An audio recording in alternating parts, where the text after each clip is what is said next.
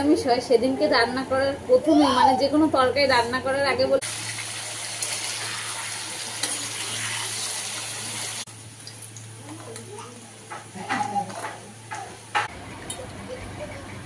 Hello guys, welcome to my new blog. তো এখন বাজে দুপুর 1টা। এখন থেকে আজকের ব্লগটা শুরু করছি। আর আজকে সকাল দিকে ব্লগ শুরু করতে পারিনি, কারণ কাজ বাজও ছিল, আর তাছাড়া ছেলেও ভীষণ কান্নাকাটি করছিল। ওই জন্য ওকে একটু সময় দিয়েছি। ওর কাছ থেকে চলে আসলেই ও কান্না শুরু করে দিচ্ছে, ওর সাথে খেলতে হবে। তো ওকে একটু সময় দিলাম, ওই জন্য আর সকাল দিকটায় ব্লগ শুরু করতে পারিনি। আর এখন আমি রান্না করতে চলে এসেছি। আর ছেলে ঘুমায়নি, ও খেলছে একা একা। তো আমি রান্না করছি, ভাবলাম এখন থেকে ব্লগটা শুরু করে দিই এই ফাঁকে। তো এই যে আমি এখন পাঁপড় ভাজি আর ভাত বসিয়ে দেবো। ভাত সব কিছু ধুয়ে ঠুয়ে রেডি করে রেখেছি, চাল ঠাল। তো এবার ভাত বসাবো। পাঁপড়টা আগে ভেজে নিই, কারণ এরপরে আবার তরকারি রান্না করবো। ওই জন্য প্রথমে পাঁপড়টা ভেজে রেখে দিই, তারপরে তরকারি রান্না করব। আর আজকে তো শনিবার, আমাদের ঘরে নিরামিষ রান্না হয়। তো ভাবলাম কি দিয়ে ভাত খাবো, তরকারি রান্না করব। শুধু নিরামিষ তরকারি আমার একদম ভাল লাগে না খেতে। তো তার জন্য ঘরে পাঁপড় ছিল, ওই জন্য পাঁপড়টা একটু ভেজে নিচ্ছি। সপ্তাহে 7 দিন, তার মধ্যে 6 দিনই মাছ, মাংস বা ডিম যা কিছু না কিছু রান্না হয়। তো ওই একদিন শনিবার দিনকে রান্নার কাছে আসলেই মনে হয় আজকে কি দিয়ে ভাত খাবো, কি রান্না করব। দুনিয়ার সব টেনশন রান্নার কাছে আসলে পরে আমার মাথায় চলে আসে। কারণ নিরামিষ খেতে তো ভালো লাগে না, আর তার মধ্যে বেশি ভালো লাগে না সবজিটা আর কি। সবজি একদমই পছন্দ না।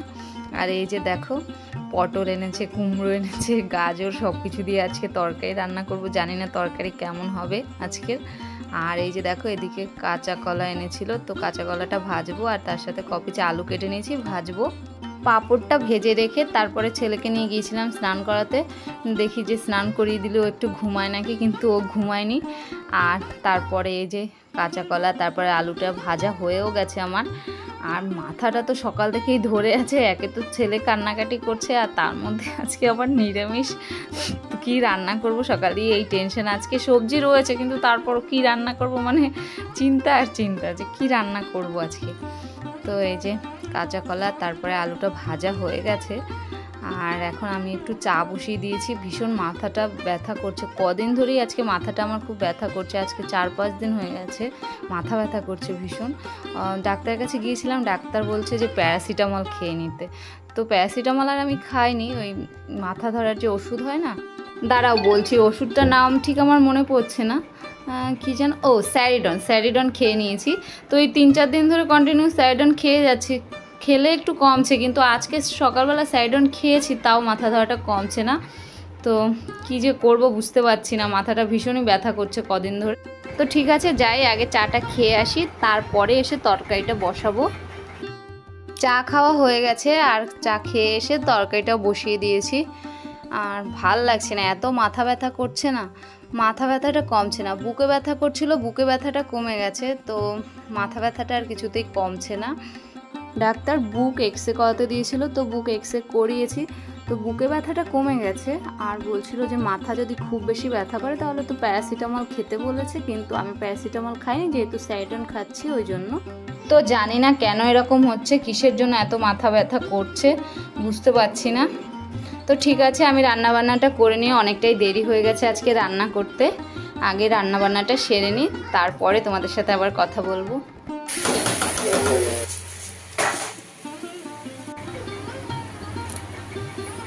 তো এখন আমি এই যে ভাত খাচ্ছি। আর তোমরা তো দেখেছো আজকে কি রান্না হয়েছে, আলু ভাজা, তারপরে কাঁচকলা ভাজা, আর পটল, তারপরে কুমড়ো আলু দিয়ে তরকারি করেছি। আজকে তো নিরামিষ, আগেই বলেছি, আর এখন আবার বললাম। তো এখন এই যে এই দিয়ে ভাত খাচ্ছি, আর এর সাথে রয়েছে পাঁপড় ভাজা।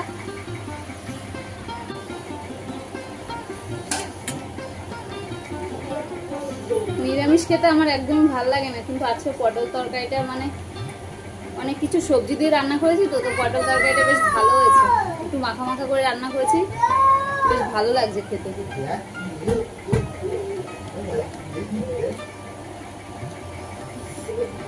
কুমড়ো, গাজর, পটল, আলু সব দিয়ে রান্না করেছি, তো একেবারে খারাপ লাগছে না। কি হলো, ওর বাবা খেয়ে নিয়েছে আর ছেলেকেও খাইয়ে দিয়েছি, তারপর আমি এখন লাস্টে একা বসে খাচ্ছি।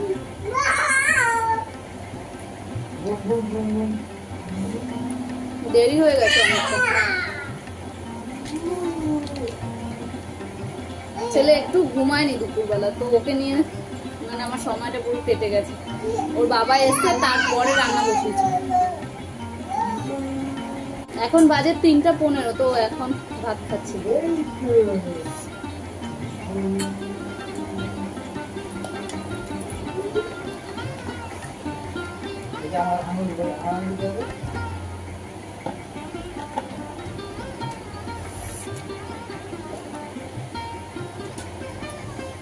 ভাবছিলাম একটু চাটনি বানাবো, কিন্তু দেখি রান্না করতে করতে আজকে 2টো বেজে গেছে। তারপরে আমি না বানাবো না, তাই স্নান দান করে এসে পুজোটাও আজকে বাবুর বাবা দিয়ে দিয়েছে। ছেলেকে খাওয়ালাম, খাইয়ে বাবুর বাবাকে আর ছেলেকে একসাথেই মানে ওর বাবাকেও দিয়ে দিয়েছে, আর তারপরে আমিও ছেলেকে বসে বসে খাওয়াচ্ছিলাম। ওদের খাইয়ে এখন আমি বসে খাচ্ছি।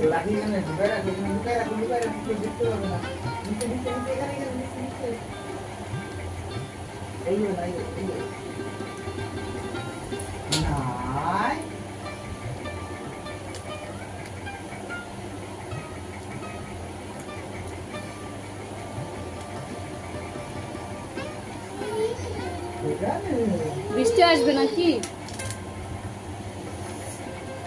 সে সকাল থেকে মেঘলা মেঘলা করে আছে, কিন্তু বৃষ্টির দেখা নেই।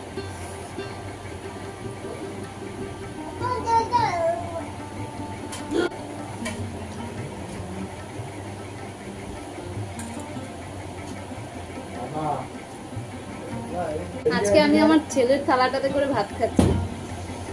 তো ওকে খাইয়ে ওর বাবাকে বললাম ওকে একটু মুখটা ধুয়ে দাও, আমি ভাত খেয়ে নিচ্ছি ওর থালাতেই। তো ওর থালাতেই ভাতটা খাচ্ছি। আর আমার ছোট থালাতে না ভাত খেতে ভীষণ ভালো লাগে। খুব একটা বড় থালাতে আমার ভাত খেতে একদম ভালো লাগে না। ছোট্ট থালা, আমার সবকিছুই মানে ছোট্ট ছোট্ট ভালো লাগে।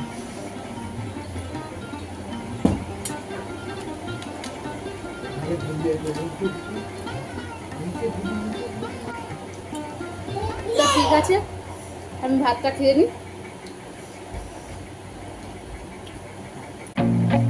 I feel nauseous, believe me. Never had a lot of shit come easy. Had to work hard, struggle just to be me. Had to rise up just so they could see me. Did what I had to do just to feed me. And what was left over I put towards my dreaming. But the only thing in life that has meaning are the things you gotta work for, believe me. Take into your hands a plan, your own hands can land your own brand. And damn, I feel like no one takes accountability. They want the credibility, convincingly unwilling to put in the fucking hours it takes to get some power. Don't be fucking sour, take a cold shower. Scream until you're louder, work until you're prouder. And fuck all the doubters, they're just fucking downers. I swear to God they all let me down. I always fought just to wear the crown. I'm pissed off at these fucking clowns who were all taught they deserve an ounce. It's only worth it if you work for it. It's only worth it if you work for it. I won't stop till they hear me now. I won't stop till I wear the crown.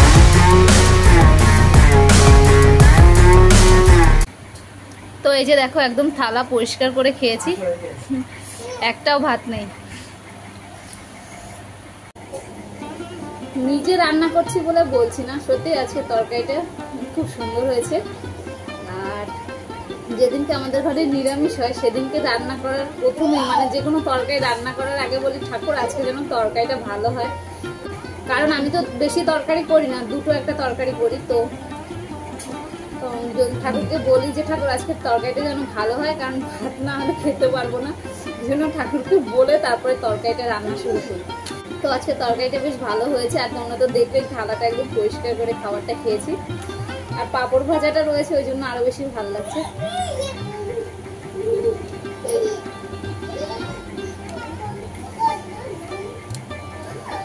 ভাত খুব বেশি একটা খাইনি, কিন্তু মানে যেটুকু খেয়েছে একদম তৃপ্তি করে খেয়েছে। তো যাই থালা বাসনগুলো ধুয়ে নিয়ে আসি, এবার ছেলেকে এসে তো যাই থালা বাসনগুলো ধুয়ে নিয়ে আসি, ছেলেকে এসে আবার ঘুম পাড়াবো। আর ও যদি ঘুমায় তাহলে আমিও একটু ঘুমাবো। আবার নাও ঘুমাতে পারি, বসে একটু লাইভও করতে পারি। তো যাই,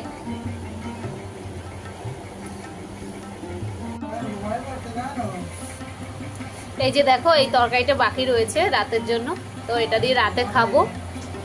আর যদি মানে বাবুর বাবা বলে যে অন্য একটু আলু ঠালু কিছু ভাজো, তাহলে ভাজবো, না হলে শুধু এটা দিয়ে খেয়ে নেবো রাত্রে। সন্ধে হয়ে গেছে আর এখন এই যে চা বানিয়ে নিয়ে চলে এসেছি চা খাবো বলে। আর দুপুরবেলা ভাত খেয়ে একটু ঘুমিয়েছিলাম, 5:30 নাগাদ উঠেছি, উঠে ঘর ঠর ঝাড় দিয়ে সন্ধে দিলাম, আর দিয়ে বাবুর বাবা চলে আসলো। আর এখন এই যে চা নিয়ে চলে এসেছি, চা খাবো।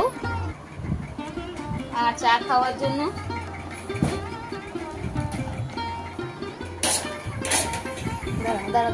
আর চা খাওয়ার জন্য এই যে বিস্কুট এনেছি। আজকে তো শনিবার, তো বাইরে থেকে কোনো খাবার আনেনি আজকে। আর ঘরে চানাচুর টানাচুরও নেই আজকে, বিস্কুট রয়েছে, তো বিস্কুট দিয়ে শুধু চা খাবো আজকে।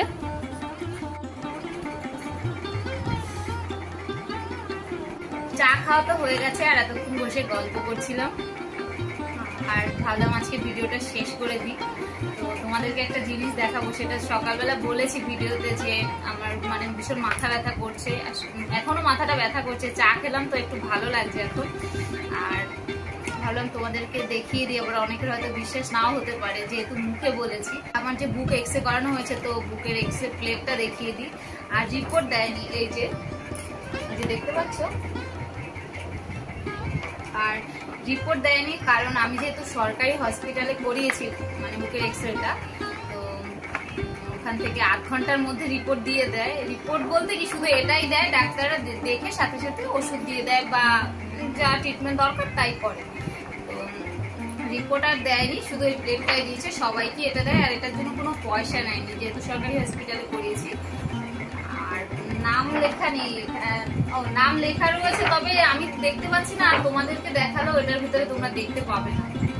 নাম যখন দিদিটা দিচ্ছিল আমাকে, তখন আমার নামটা এটা থেকেই দেখে বলছিল, তো আমি নামটা দেখতে পাচ্ছি না।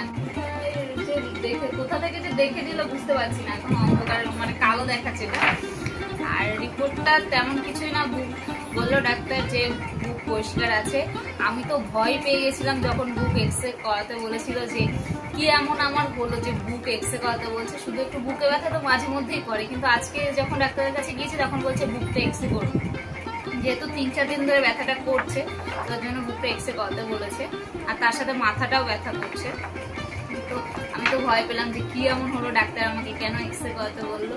আর আমার এইসব ডাক্তারের এইসব বিষয়ে ভীষণ ভয় লাগে, আর ওষুধ খেতেও ভয় লাগে আমার। তো তেমন কিছুই না, বললো বুক পরিষ্কার আছে, তবে মাথা ব্যথাটা কেন কমছে না সেটা বলতে পারছি না, এখন মাথাটা ঠিক ব্যথা করে যাচ্ছে। আর এই যে রিপোর্ট নেই, শুধু প্লেটটা, তো প্লেটটা তোমাদেরকে দেখি। আর কোনো ব্যাগও নেই যে মানে ব্যাগটা থেকে দেখাবো, কারণ যেহেতু সরকারি হসপিটাল বললামই তো। আর ব্যাগও নেই যে তোমাদেরকে ব্যাগটা দেখাবো, কারণ এটা যেহেতু বললাম তো সরকারি হসপিটাল থেকে করিয়েছি, তো শুধু হাতেই এটা দিয়েছে। আর তোমার হচ্ছে মানে কোনো ব্যাগও দেয়, বললো যে এটা ডক্টরবাবুকে গিয়ে দেখাতে, ডাক্তারবাবু যা বলবেন তাই করবে। তো আমি সেই কথা মতো ডাক্তারের কাছে গিয়েছিলাম। ডাক্তার তো বললো যে বুক পরিষ্কার আছে, প্যারাসিটামল খেয়ে নেবে মাথা বেশি ব্যথা করলে। তো আমি তো প্যারাসিটামল খাইনি বললামই। তো ঠিক আছে, আজকে ভিডিওটা আমি এখানেই শেষ করছি। ভাবছিলাম যে সকালবেলায় দেখাবো, কিন্তু সময়ের জন্য দেখাতে পারিনি। আর তার জন্য এখন মনে পড়লো যে চা খেলাম, তারপরে তোমাদেরকে দেখিয়ে দিই এটা।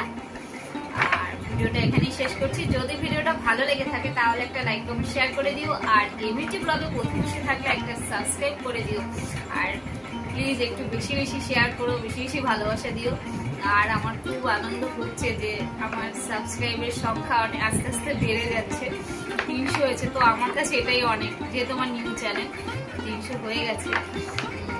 একজন বোধহয় বাকি আছে, আমি 299 জন দেখেছিলাম, ভালো লাগছে। তো আজকে ভিডিওটা এখানেই শেষ করছি। যদি ভিডিওটা ভালো লেগে থাকে তাহলে একটা লাইক এবং শেয়ার করে দিও। আর এমনিটি ব্লগে প্রথম এসে থাকলে একটা সাবস্ক্রাইব করে দিও। দেখা হচ্ছে অন্য কোনো নতুন ভিডিওতে অন্যভাবে। ততক্ষণ সবাই ভালো থাকো, সুস্থ থাকো। আজকের মতো টাটা।